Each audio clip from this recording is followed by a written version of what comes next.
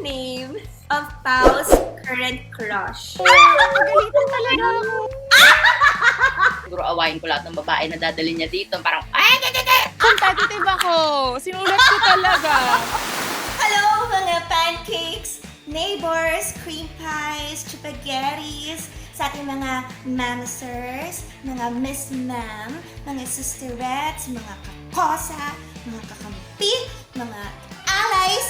Yes! Welcome na welcome kayo dito sa ating pinakabagong safe space where you can share your stories, your desires, your struggles, anything or everything that makes your existence real and valid. I'm Adrian Vergara, your Ate Yan Yan, and let's talk about Just Alex. We invited some friends and allies that would enrich that will help nourish our knowledge about our ever dearest Paolo Pangilinan, also known as Carl Almacen. Wala siya dito. Huwag kayong umasa, hindi ka pa-fall. I warned you. But, narito ang kanyang real-life sister. O diba, si Vlad may sister. Si Pao may real-life sister. At marami siyang baon na chika about our dear pancake. Let's go! Let's all welcome, guys. Here is Miss Celine Pangilinan.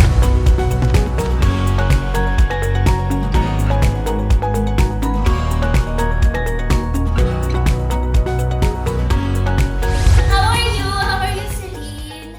Okay, Celine. Prior to learning about Pao's sexuality, na-consider mo na ba yung sarili mo as an LGBTQ na ally? yes. Ano yung talaga? Even before pa. Tapos, so, anong ibig sabihin sa'yo, like, being an ally? For me, parang ano siya three things. First you support them, and then you reassure them, and then you protect them. Yun yung three things na parang ibig sabihin ng pagiging ally sa akin. Guys, tandaan niyo to. I'm learning. Express, support, and Protect, reassure, and support. Okay. Sige. How was it for the Gen Z? Anong kamusta ang allyship? Like, how do you express yung pagiging ally? Sa akin naman, parang more on lumaki din kasi ako na merong mga kasamang gay sa bahay, tsaka yung best friend ng mom ko gay, yung best friend ng tita ko gay. So, dun pa lang, na-expose na kami sa ganong klaseng environment. So, yung parang discrimination is wala sa family namin kasi medyo malaking family din. Tapos pag nag-get together, sobrang saya kasi nga may mga gays na kasama, parang nagla-lighten up ng room. Tapos, in a way, habang tumatanda, parang nagiging ano ko na rin yung personality nila na parang baklang babae na rin ako, na parang kung tatanungin yung mga friends ko as in kung paano din ako magsalita, as in baklang-bakla rin, ganon. So, sa siya naging mahirap. So, ang ganda na meron kang yung mga friends and relatives mo sa family, ganyan, and sa immediate environment, they're very out and proud din, no? Crush kami, like, kamusta si Pao nung bata-bata siya? Okay naman siya nung bata, pero parang medyo nga siya, hindi siya masyadong sa tao. Unlike ako, na parang kahit sino mo ko ilapit, tas dadaldalin kita. Siya kasi parang pag may mood ka na gusto niyang kakausap siya, pero pag gusto niya mag-isa lang siya. Parang ganun siya growing up. Tsaka, ayun, matanim mo na talaga. As in, parang memorize niya na lahat ata. Anyari sa akin. Ganun siya. Oo nga, no, he's taking up medicine now. Yeah. Kamusta yung reaction ninyo nung nag-out na si Pao? Nag-out ba siya sa inyo? Sa family muna or sa friends mo? Ever since kasi bata pa, parang alam mo na eh. So parang hindi niya na kailangan mag-out kasi parang hindi ko rin ma-imagine na straight siya. Parang gano'n. Alam mo yun? Parang kasi gano'n na talaga siya paglaki. Tapos parang medyo ang way niya ng pag-out is because of our grandmother. Parang sinabi niya, una kasi gusto niya, Celine, gusto mo ba mag-ballet? Ganyan. Ay, ako ba't gusto mo mag-ballet? Ano mo naman yan? Tapos, parang si Paolo pala, nung tinanong niya, ikaw gusto mo ba mag-ballet? So yun, pinagbali niya. Tapos parang dun pa lang, parang, okay, ganyan. So parang sa akin, hindi niya na kailangan mag-out kasi, ko naman kahit ano naman siya kasi hindi ko talaga ma-imagine in my life na kung straight siya, siguro awayin ko lahat ng babae na dadali niya dito. Parang, Pero meron akong isa pang ipapakilala sa inyo. At ito, so from the family, allies from family, meron naman din tayong allies within our friends, yung mga immediate friends natin. At yes, meron din siyang bagong chika about Pao. Ito ang kanyang best friend since grade school. Hi! Say hello to Rae Burnside!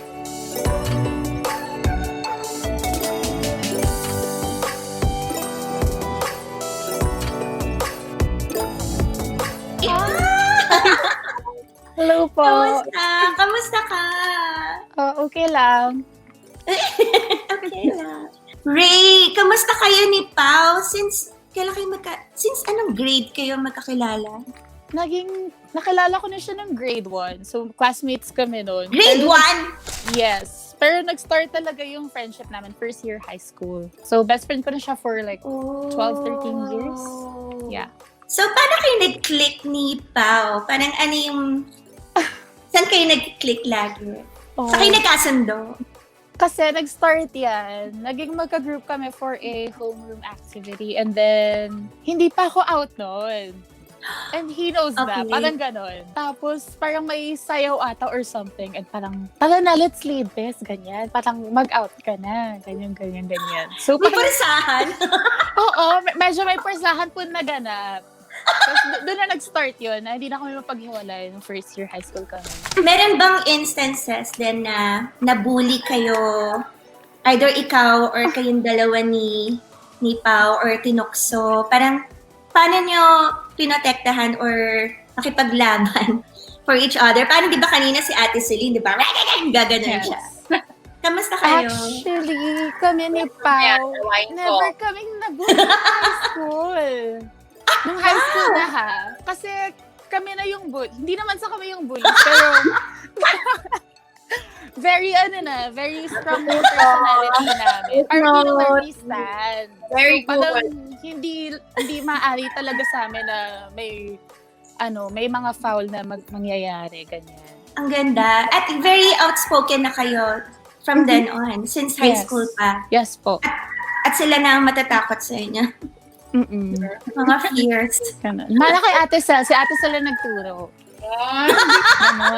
Kamusta with your parents? Parang, or with your family? Curious lang din kami. Parang open-minded din ba sila? Are they liberal or very conservative din? Luckily, my dad, very understanding. Si daddy bumibili ng makeup ko, damit ko. So, talagang, yeah. Oh, ganon. sweet. Pati yung pag-transition ko, ganyan. Minsan nung maiksi pa yung hair ko, siya bumibili extensions ko. Ganon. What? Ganon siya. Ang dami maiinggit. Kasi maraming nagkukwento rin about yung mga dads na hindi sila in-accept. Pero ito, very supportive. Yes po. So, how about How about Pao? Paano naman niya na sinuport? Aside from the pinersa ka. Paano naman niya sinuporting yung transition? Siya yung nag-educate actually sa akin. Parang when I said na parang I wanted to transition, ganyan, siya yung nag-research actually like the pills I would take, how much I would take. Kasi siya yung mas, familiar sa like medicine, ganyan area. Nakaka-boost ng confidence kasi pag alam mong may ally ka. He did a pretty good job naman, being a best friend. Sweet! Kung hindi kayo nag-meet ni Pao nung grade school, would you think na, or kunyari wala kayong nakuhang support from your families, do you think na andito ka na pa rin? Or it's gonna be a different story, no? Yeah, of course. It'll be much rougher, Luckily, yung family ko, very supportive and understanding. They're very good allies. So, It was way easier talaga. Yun lang masasabi ko. Parang kung i-compare mo like sa story ng iba, kasi I have transgender friends as well, ganyan. And it was way rough for them compared to my journey. If Pao would have been the same man as he is now, if hindi nurturing ang family, would he be like that, Celine? Feeling ko, oo. Kasi matigas na po. Kasi one time, naging rin ako sa kanya. Merong phase na medyo naging rough ako sa kanya na parang, baka naman hindi. Medyo nag-doubt ako. So, may time binabara-bara ko siya na parang, as in sinusungitan ko siya. Tapos parang ganun pala talaga. Sige, okay. Mabait na tayo ulit. Ano sa tingin nyo ang attributes ng pagiging ally? Parang para mas maging stronger ally. You should always remember na if ally ka, like, it's not about you. Kasi may mga allies na parang, teka, hindi, parang nahihirapan ako maintindihan. But it's not about you. So, you have to do your research. So, I think dapat willing yan. to learn ka. I'm learning. Napansin ko yun din, especially with Judith din, being an ally din sa show. Thank you for that. At guys, can you take notes?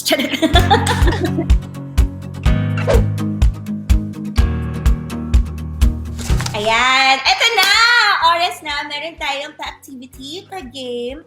So, yes, may request pen and paper from you guys. Yay! Naka-ready na. Eto. Kasi dahil wala si Pao at sana hindi niya tayo naririnig. Oh my God. Feeling ko si Ate Sal mananalo. Hindi, pwede naman. Defend your answer naman if ever. Okay. Okay lang naman yan. Okay. So, number 1. What is Pao's favorite color? And sabay. 1, 2, 3. Sabay. Go! Pwede ko rin yan. Pero parang mas Blue Ate Blue. Sorry! Ayan na, talo ako agad. Okay, sorry! Bakit mo nasabing red? Ako sila hindi ko alam. Feeling ko kasi parang mga gamit niya dito. Red. For a sister, ha? Sige na natin to. Next question, number 2. What is Pao's favorite expression kapag nagugulat siya? Okay. Pwede ba ipakita yun? Narinig ko to sa shoot. We don't encourage censorship here. Wow! Hindi ako sure. Wait lang. Oh my God. Okay, 1, 2, 3, sabay. Hoy! Ako nagsasabi niyan! Lagi pag nagugulat. Ay! Ganon! Next, question number 3. Ano ang favorite movie ni Pao? Ayan. Dahil gaya sa pelikula. Anong favorite na pelikula ni Pao? Parang dami. And go! Harry Potter. Ay, fairness! Lahat ng books ng Harry Potter meron siya. Okay, next question. What is the name of Pao's current crush? Ano ba? Ay, papagalitan ako! Papagalitan talaga ako! Sure ba yan? Lagot talaga ako. Hindi ko Sulat? Hala, sinulat ko talaga. Competitive ako. Sinulat ko talaga. Ate, papagalitan. 1, 2. Ito may heart. Ate, sali ko muna. Heart. Ate, sali ko muna. Lagot ako. 1. Ay, di naman siya magagalit sa akin. Ay, hindi niya kaya. May betrayal of...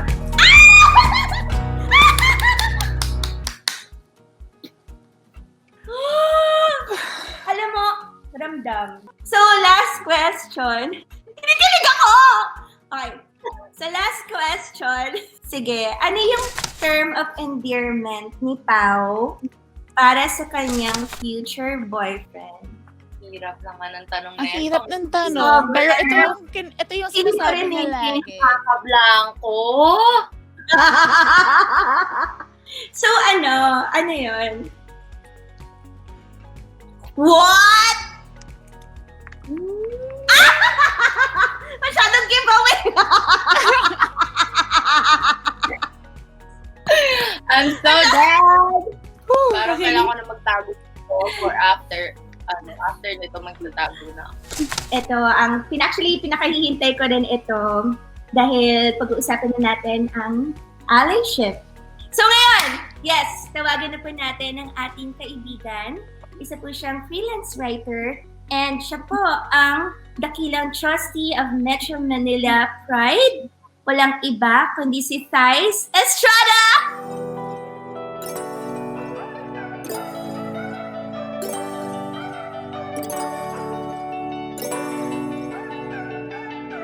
Oh no, ito na! Hi guys! Hi! Hi guys! Kamusta kayo lahat? So yes, Yen, thank you so much for having me today. I'm happy to talk about being an ally with Rae and Celine. Okay, so parang gaano ka-importante to have someone in your family who consider themselves as an ally? Oh, very important. I think as with anything, it all starts with a family. So we learn many things. Our own growth as a person starts with what we know from our parents, and then eventually from our siblings and from other older members of even the extended family. It's important kung walang ganon, sana man lang may ally.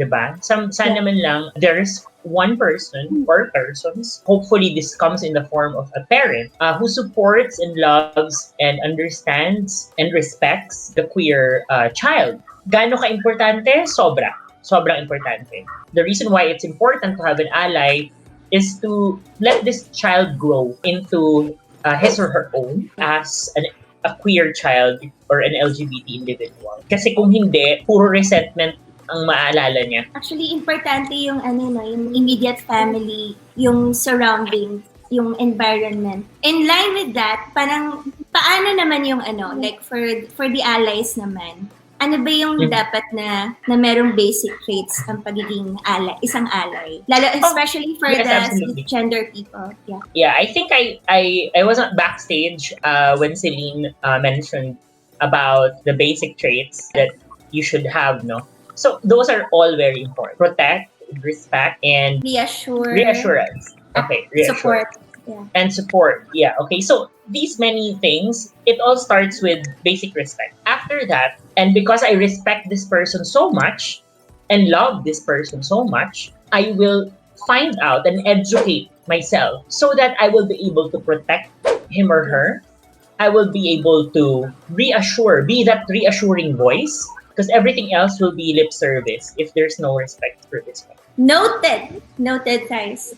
Respect tells us to actually ask. Is this? I want to be respectful as much as I can. That's why I'm going to ask this question. Just let me know if you don't want to answer it. That's all right. That's perfectly fine. Kesa sinabi mo na lang bigla and we're left to fend off for ourselves, paano namin iisipin yung question mo? If you really want to ask respectfully. Of course, protect. When you see somebody experiencing this, be that live ally, Now, when this is happening, do your best to take the person out of a unsafe situation. Maybe one last from just to wrap up the entire question about the traits. I've learned this from one of my good friends and siguro idol ko na rin siya sa advocacy ng mga transgender. Her name is Gina Rosero. She is a transgender woman who has found fame abroad in the United States as a model. And what she told me when we had a discussion about allyship, the more active term for an ally or somebody who supports and actively supports LGBTQ is actually an accomplice. We are called or they are called to become accomplices. Hindi lang sila katabi, kasama. Hindi na siya taga-cheer lang. Ganun. Hindi lang siya taga-cheer lang. Wow. Ang mas maganda ay maging kasangga to become somebody side by side who will be with you, who understands you. And from allies, they become our accomplices. Thank you. Thank you, Thysz. Parang ganun ba talaga kahirap maging mabuting tao? Exactly. Right? May question lang ako. Parang kasi pag nakaka-encounter, madami kasi akong na-encounter din na mga gay people since mahilig ako mag-volleyball. Tapos syempre pag kunwari meron kang may mga na-encounter ka, parang may mga times na feeling mo intimidated. Ko alam ko, ako yung nai-intimidate sa kanila, so parang nahihiya ako approach. Pero parang pag nag-approach ako, tas medyo parang medyo aloof sila. Parang, hala, may ginawa ba ako? Maraming LGBTQ na mataray. And, defensive and have put up walls, because you have to understand too much and for many times in their lives, they have to protect their own selves. Yes. I guess what you should learn as a cisgender woman and an ally as well is to let them come to it on their own. The reason why they're probably aloof and have put walls, it's for a good reason. For as long as you are respectful and do not cross any boundaries, okay na. Any last words? Can we start with... Sige, Rae, ikaw naman. For the allies, Yes. be understanding, be kind always, and educate yourself. Do your research. Let's be pasensya na. Yun lang. Pasensya na. Alam mo naman kung gaano kita kamahal, pero pasensya talaga. Napilitan lang ako. Patay na tayo. Si Ate Zelda naman eh. Yun lang. Love you. Thank you for having me, and I appreciate this show, inviting somebody who can make sense of what allyship could mean to LGBT individuals. And I appreciate Gaya sa pelikula. I appreciate Ian. I appreciate Pao for being these kinds of storytellers. For the allies, continue to be respectful, and I would like to echo what Rae said. Educate yourself. There are a lot of resources. Ang sarap sa puso. Salamat, Celine, Rae, and Thysz. Major takeaway ko rin from you guys. First, it takes loving village. It takes a loving community. It takes a loving family to raise a beautiful and loving child. At sabi nga ni Thysz na, grabe yung mga kids, you have to raise them really well. Kasi mabubuting tao tayong lahat. At yes, sa respeto, yes, sa pag-accept, at maparamdam lang natin na yung pagmamahal sa isa't isa, at hindi tayo iba sa, alam mo yun yung parang yun yung nag-struck din sa akin. Of course, sinasabi nyo na sana all, pero it's about time na dapat all. Pabulan nyo kami next week. Marami pa tayong very meaningful exchanges at pag-share ng mga stories.